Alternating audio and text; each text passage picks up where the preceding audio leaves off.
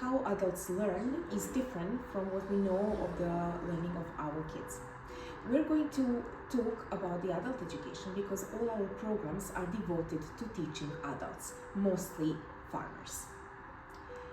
In doing so, we will try to walk you through this understanding through answering 5 most important questions related to adult education, which is why do we want to talk about adult education as such? Who are the participants in this process? Where and when does the process take place? What is adult education as such? And how is the adult education taking place? So let's start with the definition that can be actually different, and so many institutions define it in a different way. Also, it is related to the age of adult persons, which is defined differently in the laws of each of the countries in the world. And some countries do have particular laws targeting adult education alone, which gives the importance of this topic on a large scale in educational policies. But the most commonly used is UNESCO's definition, which is an old one, and it states that the adult education is about gaining either further qualifications in the field work of adults or gaining new qualifications in order to obtain another job position. It is most commonly also used to define basic education of adult learners who were not able to previously finish their basic education.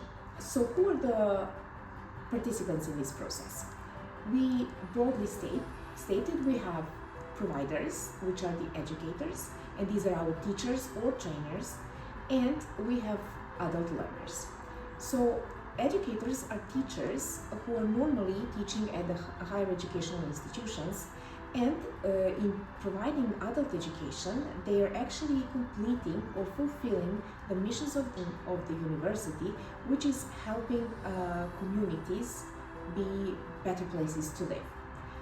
Also, when we're talking about trainers, then we're looking at most often the NGOs providing adult educational programs in different duration, but using non-formal education methods. And in our programs, this non-formal education of adults is actually what we are looking at. So we're not concerned with basic adult education and formal education. Why is it important to talk about adult education? Well, there are simply different aspects that adult education cherish when they are in the process of learning, differing much of what is happening with teaching our kids and using pedagogical approaches. Adult learners is about respect, is about experience that they have and they want to cherish and share with us. It's about involvement. They want to be involved in the process of learning.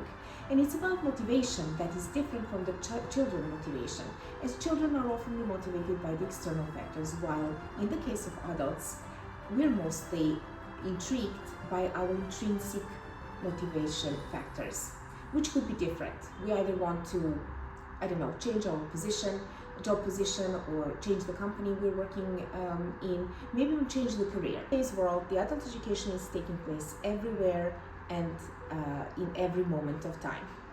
And also, it is quite important to say that different modules are possible to be delivered in different formats.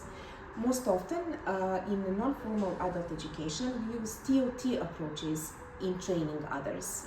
But it is also possible that these are delivered in virtual settings or on the spot. Most often today, and which is recommended, is that we have blended learning models in teaching adults. And also, there is a question about using AI-based tools to support the adult education. And for many people in Europe and other places in the world, this is also related to the future of adult education. La définition d'une chaîne de valeur. Une chaîne de valeur étant considérée comme toutes les activités agricoles passant par la production, la transformation, la commercialisation de la production agricole.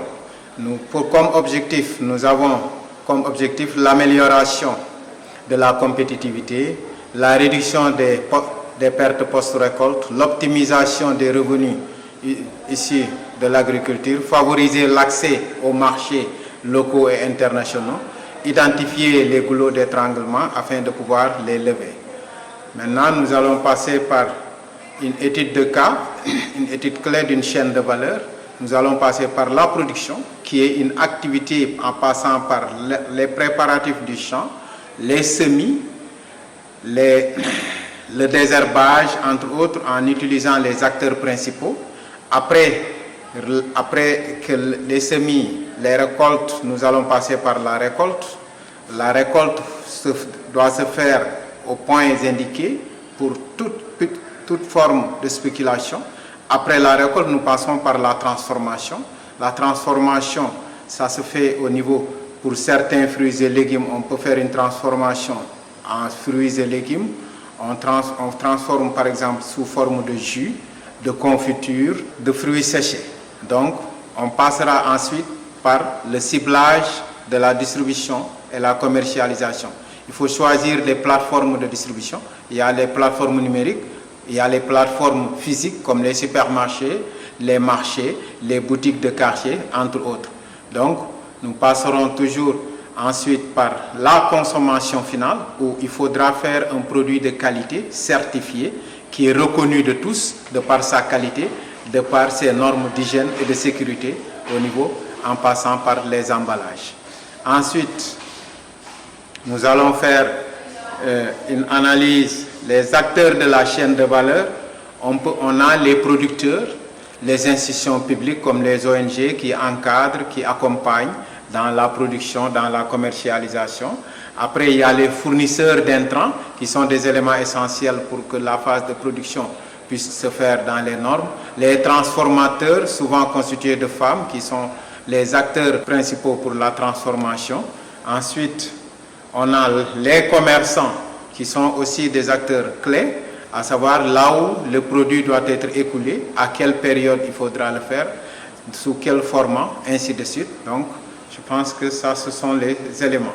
Maintenant, pour la création de valeur, comment améliorer la création des chaînes de valeur? Il faudra passer par la qualité d'abord. C'est le premier élément. Il faut faire une production, il faut choisir les intrants de qualité, faire une production sous les normes de qualité, la transformation de même et la commercialisation en faisant des emballages de meilleure qualité possible. Nous allons voir maintenant une étude de cas, là où on voit par exemple le cas du Sénégal. Il y a la phase de production où on a les producteurs au niveau de Ziguinchor qui font une chose extraordinaire sur les fruits et légumes. Il y a la collecte de ces fruits et légumes souvent sauvages, la transformation en respectant les normes d'hygiène et les normes de qualité et la distribution où il faut bien choisir ces éléments de distribution, la commercialisation. La commercialisation, surtout le digital, c'est un allié sûr pour pouvoir faire une bonne commercialisation de qualité.